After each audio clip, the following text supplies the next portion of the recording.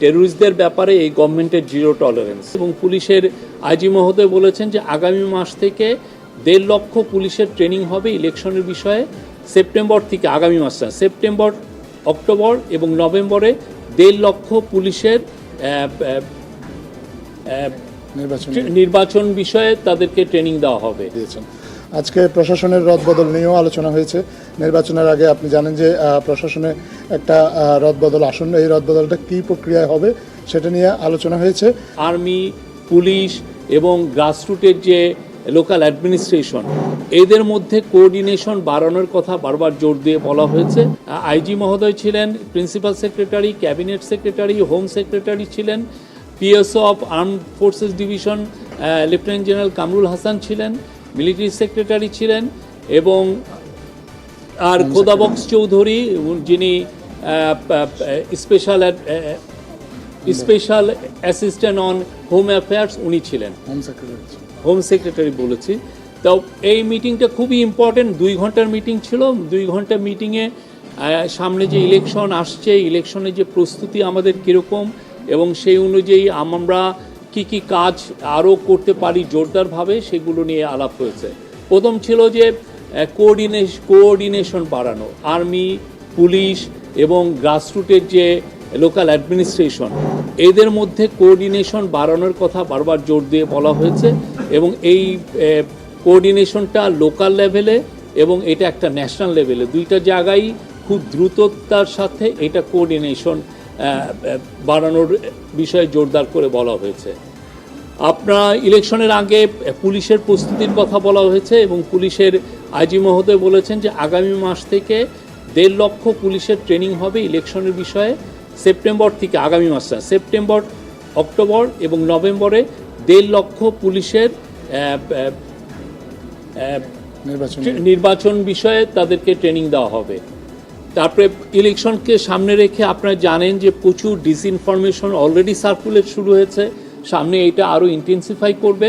তো এইটাকে সামনে রেখে ন্যাশনাল ইনফরমেশন একটা সেন্টার, যেখানে আমরা খুব দ্রুততার সাথে এই ডিসইনফরমেশনগুলোকে আমরা ডিবাঙ্ক করতে পারবো, সেইটার একটা ক্রিয়েট করার চিন্তাভাবনা হচ্ছে এবং এইটা নিয়ে অনেক বিশদ আলোচনা হয়েছে।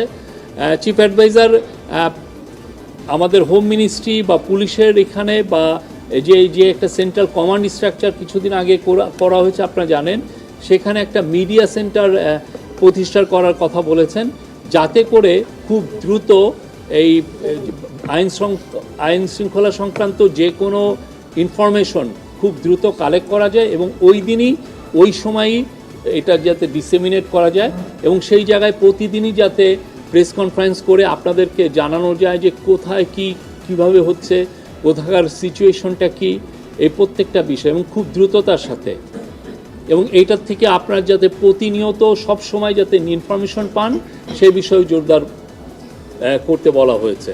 এবং এই বিষয়ে প্রফেসর ইউনূস বারবার বলেছেন যে এই পুলিশের যে কাজগুলো অনেক ক্ষেত্রেই মানুষের কাছে আসছে না, এই একটা ইনফরমেশন সেন্টার বা একটা মিডিয়া সেন্টার না থাকার কারণে। পুলিশ অনেক জায়গায় অনেক ভালো ভালো কাজ করছেন, অনেক জায়গায় ইন্টারভেনশন ওরা খুব দ্রুতই করছেন, কিন্তু দেখা যাচ্ছে যে এই বিষয়গুলো আমাদের অনেকের কাছেই জানা থাকছে না। সেই জন্য এই মিডিয়া সেন্টারটা এটা এইভাবে কাজ করবে। আরও অনেক বিষয় আলাপ হয়েছে। আমার যিনি ডেপুটি প্রেস সেক্রেটারি আছেন উনি আরও একটু বিশদ বলবেন। ধন্যবাদ। আজকে আলোচনার মধ্যে আরেকটা গুরুত্বপূর্ণ বিষয় ছিল, উনি আইন শৃঙ্খলা রক্ষাকারী বাহিনীকে হটস্পটগুলো নির্বাচনের আগে যে জায়গাগুলোতে সমস্যা হতে পারে বলে আইন শৃঙ্খলা রক্ষাকারী বাহিনী মনে করে, সেই স্পটগুলোকে দ্রুত আইডেন্টিফাই করার কথা বলেছেন এবং সেখানে কী ধরনের আইন শৃঙ্খলা রক্ষার জন্য বাড়তি ব্যবস্থা প্রয়োজন হতে পারে সেগুলো সম্পর্কেও রিকমেন্ডেশনের জন্য উনি তাদেরকে একটা নির্দেশনা দিয়েছেন। বিভিন্ন জেলা পর্যায়ে আইন শৃঙ্খলা রক্ষাকারী বাহিনী কোঅর্ডিনেশনের মাধ্যমে একটা সিচুয়েশন রিপোর্ট যেন কেন্দ্রীয়ভাবে পাঠানো হয়, যাতে করে সরকারের ঊর্ধ্বতন দায়িত্বশীল যারা আছেন ওনারা যাতে বুঝতে পারেন যে একটা গ্রাউন্ড লেভেলের সিচুয়েশনটা কী এবং সেই অনুযায়ী যাতে পদক্ষেপ নিতে পারেন। এই জন্য সিচুয়েশন রিপোর্ট কেন্দ্রে পাঠানোর জন্য আইন শৃঙ্খলা রক্ষাকারী বাহিনীর যারা যেসব বাহিনী আছেন সবাইকে উনি একটা নির্দেশনা দিয়েছেন। আজকে প্রশাসনের রদবদল নিয়েও আলোচনা হয়েছে। নির্বাচনের আগে আপনি জানেন যে প্রশাসনে একটা রদবদল আসন্ন, এই রদবদলটা কী প্রক্রিয়ায় হবে সেটা নিয়ে আলোচনা হয়েছে এবং সে বিষয়ে কিছু সিদ্ধান্ত হয়েছে।